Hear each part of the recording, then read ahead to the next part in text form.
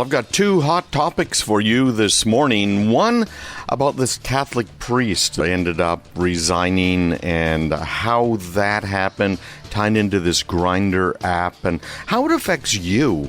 Because this type of technology that was used to convict him in the court of public opinion is something that could also easily be used against you. And by the way, probably is. Now, the next thing is this chip shortage. I've got a quote here from the Intel CEO. When is the chip shortage going to go away? When can we get our PlayStations and our new cars? So here we go. I'm going to start with a story that I think I covered maybe a week or two ago, and I went on a pretty prolonged rant. You may or may not have heard me do it, but it was about this Catholic priest issue. Mm-hmm. I know you know about this in some depth and detail, as I said before, but there is this issue here where he was essentially outed as having visited gay bars and done a number of other things. We'll just say using Grindr, right? All these types of things. And of course, being a high-ranking Catholic official, the accusations of hypocrisy and whatnot come and blah, blah, blah, etc. What's interesting about the story, though, to me, Craig, is the media covered it as a hypocrite priest has been found out and haha, there he is. But the way in which that information was discovered is not only creepy, but really scary. I want you to tell me exactly how this happened and what implications you think it has for our privacy going forward, because this is about a heck of a lot more than one Catholic priest. This is about Greg Peterson and what he's up to when I don't know what he's up to, right? Yeah, it absolutely is. It's every one of you guys that are listening right now, this could affect you. Here's the basics of what happened. As Matt just explained, he was outed here because he was using an app. Now, it wasn't just because of this one app that was being used. And again, how many times, I know, Matt, you've said this, I've heard you many times, you are the product. If something is free, it's not free. So behind the scenes, what happened is there were some people who thought that maybe this bishop was doing something he wasn't supposed to be doing. They figured they would look into it a little bit more, trying to figure out some more details. And so they went to some of these apps and bought information. Now, Grindr is one of these hookup apps, and they went to Grindr and bought location data. And it's anonymized, right? That's what we're always telling everybody. Oh, yeah, it's anonymized. They don't have your name, right? They don't. Yeah. They may give you some information to people who ask for that data, but it doesn't have things that would identify you. Exactly. It's like the NSA. Don't worry. It's just anonymized. They say this stuff all of the time. However, there are many studies you can find online on how to de-anonymize data.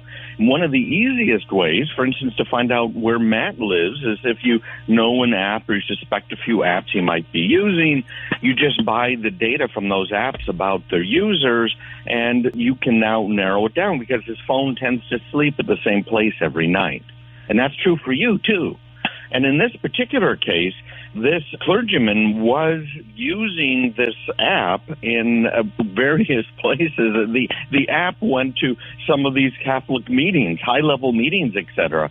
And so they put all of this data together and added two and two together and then confronted him, saying, hey, listen, we know it's you. Although there was no absolute evidence of it, there was evidence that he went to all of these different meetings, and he was in all of them, and he was the only person that was all of them, and this must be, therefore, his phone, and it must be him. So this is all legal data. Now, I want to add one more layer onto the top of this. It's legal. You can buy it. I can buy it. And the federal government is buying it because they're not allowed to track us, supposedly, although there's a lot of evidence that they are. And because they have been buying all of this data and putting it together, they also are tracking us and de-anonymizing data. That's, I think, a really good explanation. Thank you for doing that, Craig, because it's such a technical thing. I think that's what a lot of these companies rely on, is that it's so difficult to understand how this even works that the public getting fired up about it is pretty difficult, right? I mean, you got to understand it to know what to be even opposed to.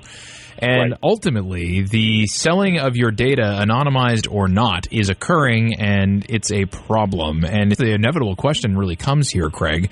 If you don't like this, what do you do about it? Is there any way to fight Right. against this in some fashion? There's certainly, I suppose, political changes that could be made, and maybe law is different, but maybe there's things in your life you could do right now that would make you less susceptible to this. This is really big, and the data is also being bought, by the way, by advertisers, obviously, roadside services, and one of the creepiest things too is you go to a specific type of a clinic, and all of a sudden you start seeing ads about a competitor or maybe what you shouldn't be doing there. So what do you do about it? Here's another problem. Our phone carriers were caught about 2-3 years ago selling your real-time location data to these data brokers. And I've had a few of them on my show before in years past, but it's just incredible. Don't put apps on your phone that you don't need. Now, both the iOS, the Apple phones, and the Android phones have the ability to turn off tracking and turn it off on an individual basis. Now, individual app basis.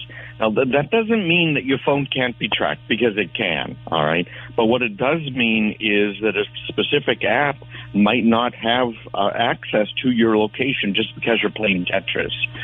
So Apple has even gone further now and has made it so that the apps cannot find out what other apps are on the phone. And even going to a website on your computer or your phone, even though you might have cookies turned off and you've done some of the other things that I've advised people to do, your computer can still report which apps are installed to a website, to any website. The same thing with your phone. Apple's gone some real extra steps to try and block all of that.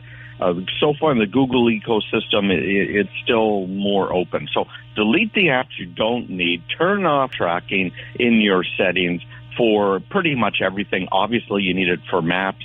And if you are using Google Maps, boy, talking about selling your data.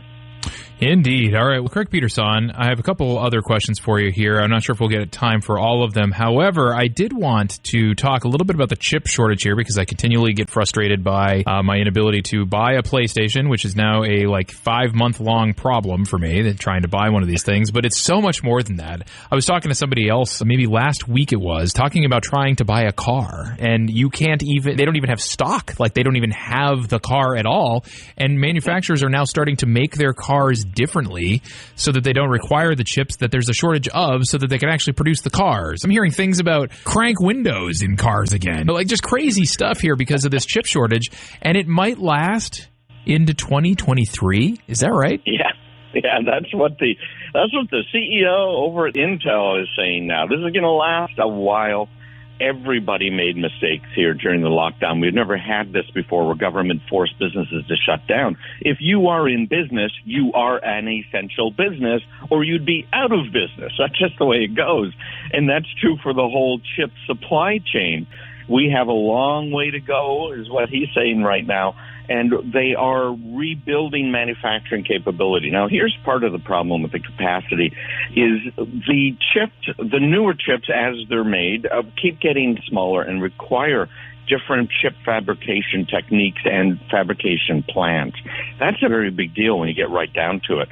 And what it means is, look at Apple with their M1 chip. And they have just this incredibly fast chip, specially made. Apple's making its own fabrication plants, etc. Well, the chips that they're wanting today cannot be made with older fabrication plants. Now, some of them have been brought online, and some of those fabrication plants are making older chips. You are right about cars. I drive a 1980 Mercedes-Benz diesel. There are no electronics to speak of in this car. And my kid said, "Hey, do you know your car's worth like $10,000 now?" It was just amazing. You're absolutely right.